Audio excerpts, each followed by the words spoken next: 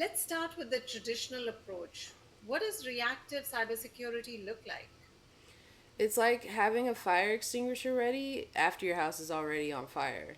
You respond to an attack, try to contain the damage, and then figure out how it happened. We've all heard those headlines, companies scrambling after a ransomware attack, trying to recover the data. Precisely. The focus is on damage control, but what if we could identify the early warning signs, the smoke, before it escalates? So, the cyber smoke detector is about identifying those early indicators. Absolutely. It's about using AI to constantly monitor your digital environment for anomalies, suspicious behavior, and potential vulnerabilities before an attacker can exploit them. Makes sense.